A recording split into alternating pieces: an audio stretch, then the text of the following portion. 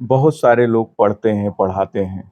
आप लोग हमें बताएं, संविधान की 7वीं अनुसूची है, उसमें शक्तियों का पृथक्करण किया गया है और शक्तियां 3 भागों में बांटी गई हैं। एक है संघ सूची, एक है राज्य सूची और एक है समवर्ती सूची।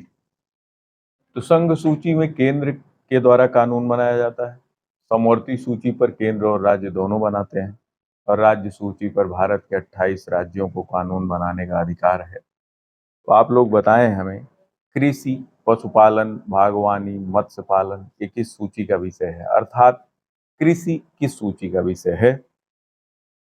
और कानून व्यवस्था के बारे में आप बता सकते हैं, स्वास्थ्य, परिवार कल्याण, ये सब किस सूची का विषय है। जनगणना किस सूची का विषय है, क्या कोई राज्य जनगणना करवा सकता है।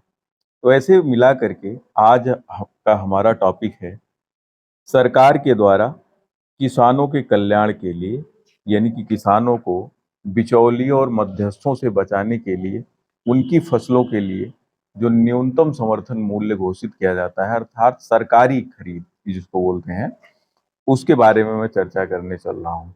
आप में से कितने लोग हैं जिनको ये पता है कि प्रतिवर्ष सरकार 1965 से कितनी फसलों के लिए न्यूनतम समर्थन मूल्य की घोषणा किसानों के लिए करती है, अर्थात उनकी फसलों को उसी दाम पर वो अपने क्रय केंद्रों पर खरीदने का प्रयास करती है।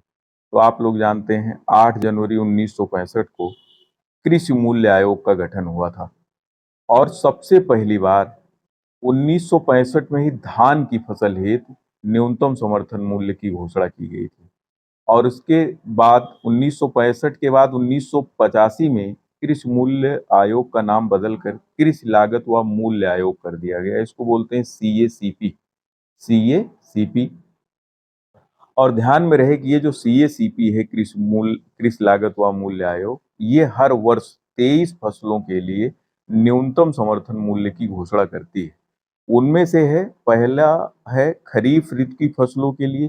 तो खरीफ ऋतु की 14 फसलों के लिए कृषि मूल्य लागत आयोग MSP घोषित करता है। जैसे इस बार 2024-25 के लिए धान के लिए न्यूनतम समर्थन मूल्य घोषित हुआ है 2300 रुपया, ज्वार के लिए 3371 रुपया, तिल के लिए 9267 रुपया यानी कि 9267, अरहर 7550, बाजरा 2625, मक्का 2275, रागी 4290, मूंग 8682, उड़द 7400, मूंगफली 6783, सूरजमुखी 7280, सोयाबीन 4892, रामतिल 8717, कपास 7121 रुपये। तो ये थी 14 फसलें खरीफ ऋतु की जिनके लिए सरकार न्यूनतम समर्थन मूल्य की घोषणा करती है। उनमें कौन कौन सी हैं? धान, ज्वार, तिल, अरहर, बाजरा, मक्का, रागी, मूंग, उड़द, मूंगफली, सूरजमुखी, सोयाबीन, रामतिल, नाइजर। अब ध्यान में रहे, कभी कभी आप लोगों से सीधा सीधा प्रश्न पूछा जाता है कि खरीफ ऋतु की फसलें कौन सी हैं, कौन सी नहीं है। खरीफ ऋतु की फसलों की जो बुआई और रोपाई होती है, वो ध्यान में रहे, वो जून जुलाई से शुरू होती है खरीफ ऋतु, और अक्टूबर नवंबर तक। लगभग अक्टूबर में फसलें तैयार हो जाती है, कुछ फसलें नवंबर तक। तो कुल मिलाकर अक्टूबर नवंबर, तो ये जून जुलाई से अक्टूबर नवंबर तक की जो ऋतु है, कृषि ऋतु, वो कहलाती है खरीफ। ये मानसून के आगमन के साथ शुरू होती है, यानी कि इनको वर्षाकालीन फसलें भी कहा जाता है। ये दीर्घकालीन ग्रीष्मकालिक वर्षा आधारित फसलें होती हैं। अब ध्यान में रहे आपको कि भारत में 2 प्रकार की वर्षा होती है, एक ग्रीष्मकालीन मानसूनी वर्षा और दूसरी शीतकालीन वर्षा। तो ग्रीष्मकालीन मानसूनी वर्षा आप जानते हैं, वो 2 धाराओं में बंटकर आती है, एक दक्षिण पश्चिमी मानसून और एक दक्षिण पूर्वी मानसून। तो कुल मिलाकर दक्षिण पूर्वी मानसून, दक्षिण पश्चिमी मानसून से ही देश को 80% से ज्यादा वर्षा प्राप्त होती है। मासिनराम, चेरापूंजी जो मेघालय के क्षेत्र हैं, जहाँ पर वर्षा सबसे ज्यादा भारत में होती है, और लेह और में सबसे कम वर्षा भारत में होती है, और लद्दाख में। लेह कहाँ है तो हम जानते हैं, लद्दाख का एक जिला है। तो ध्यान में रहे, इसी प्रकार से एक ऋतु है रबी, जो शीतकालीन ऋतु मानी जाती है। अक्टूबर नवंबर में फसलें बोई जाती हैं, मार्च अप्रैल तक काटी जाती हैं। रबी की 6 फसलों के लिए सरकार प्रतिवर्ष न्यूनतम समर्थन मूल्य की घोषणा करती है। उसमें है गेहूं, जौ, चना, मसूर, मस्टर्ड कैनोला यानी कि सरसों और कुसुम का तेल, सनफ्लावर। 6 फसलें हैं, गेहूं, चना, मसूर, जौ, सरसों और कुसुम का तेल। हालांकि फसलें तो और भी हैं, लेकिन मैं बात आज कर रहा हूँ एमएसपी की। तो हो गई 14, 6, 20 और कुल 23 फसलों के लिए होता है। तो इनमें दो वाणिज्यिक फसलें हैं। तो दो वाणिज्यिक फसल कौन सी है? एक फसल है आपकी कपास, एक फसल कौन सी है? कपास। दूसरी है नारियल खोपरा। तो कपास के लिए अभी हमने चर्चा किया था, कपास के लिए 7,121 रुपया न्यूनतम समर्थन मूल्य है। तो इसमें भी आता है। और एक फसल है जूट। कौन सी है? जूट। और इसके बाद एक फसल है गन्ना। तो गन्ना 1 साल की फसल होती है और खरीफ में आप बोते हैं, कभी कभी हम लोग शीतकाल में भी बोते हैं गन्ने को, तो दोनों में बोया जाता है, 1 साल की फसल है ये। इसके लिए सरकार एफआरपी की घोषणा करती है। एफआरपी का मतलब होता है उचित और पारिश्रमिक संबंधी लाभकारी मूल्य, फेयर एंड रिम्यूनरेटिव प्राइस।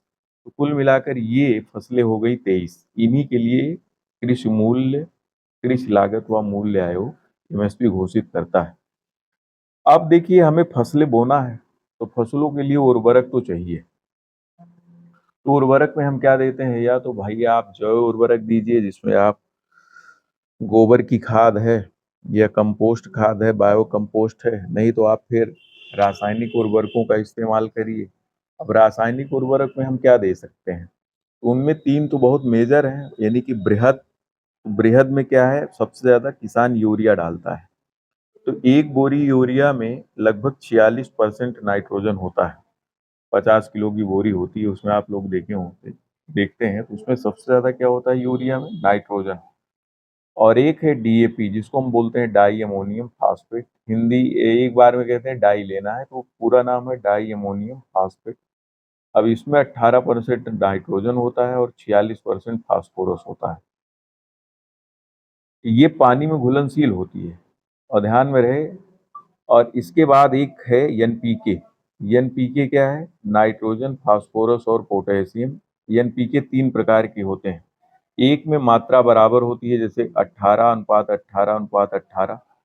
एक है 19:19:19 और एक है 12:32:16। तो कुल मिलाकर एनपीके जबरदस्त उर्वरक है, लेकिन किसान इसके प्रयोग से बचना चाहते हैं।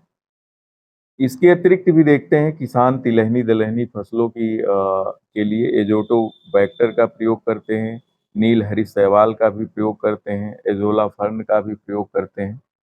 तो ध्यान में रहे, बहुत ज्यादा रासायनिक उर्वरकों के प्रयोग से खेतों में अम्लीयता और क्षारीयता दोनों गुण आती हैं और धीरे धीरे ये जो मृदा है अपना वो उपजाऊ तत्व खोने लगती है।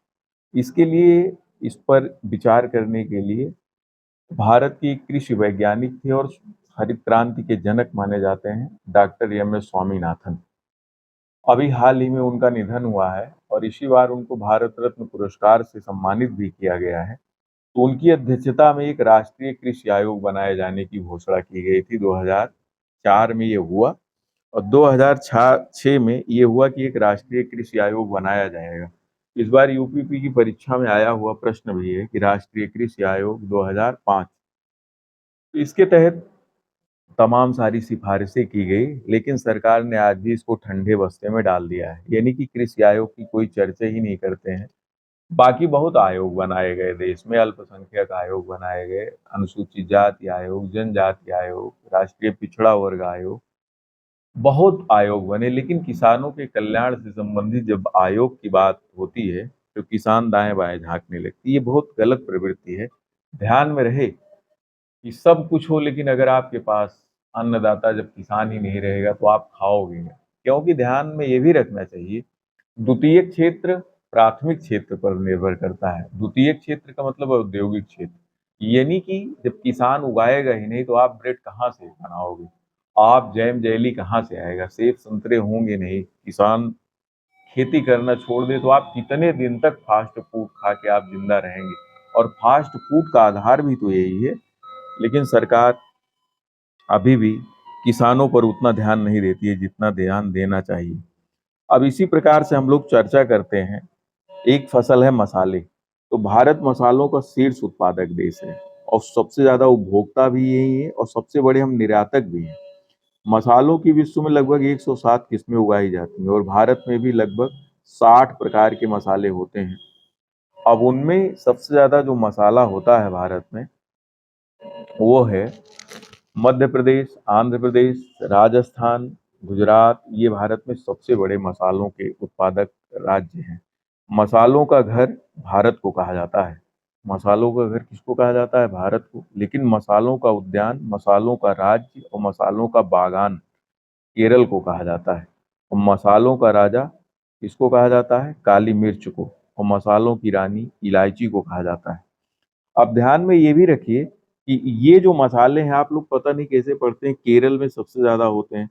अरे भैया, लहसुन सबसे ज्यादा कहाँ होता है? मध्य प्रदेश में होता है। छोटी इलायची, काली मिर्च और कोको, ये केरल में होता है। और बड़ी इलायची सबसे ज्यादा कहाँ होती है? सिक्किम में। तो आप लोग हमें बताएं, चाय और बांस का सबसे बड़ा उत्पादक राज्य भारत में कौन सा है? सबसे बड़ा ढीला फूल कौन सा होता है? ढीला फूल नारियल। और सबसे बड़ा कट फूल किसको कहा जाता है? अनन्नास। तो भारत में सबसे ज्यादा नारियल तमिलनाडु में होता है और अनन्नास पश्चिम बंगाल में। और ये भी ध्यान में रहे कि तंबाकू, मिर्च, फल, नींबू, मौसमी, इनका सबसे बड़ा उत्पादक राज्य है आंध्र प्रदेश। धान और जूट पश्चिम बंगाल। लेकिन इस बार आंकड़ा बदला हुआ है, धान का सबसे ज्यादा उत्पादन तेलंगाना में हो रहा है। मूंगफली और कपास नो डाउट गुजरात में होता है। गेहूं, आलू, गन्ना, चीनी, दूध, ये सब उत्तर प्रदेश। और इसके बाद सोयाबीन मध्य प्रदेश,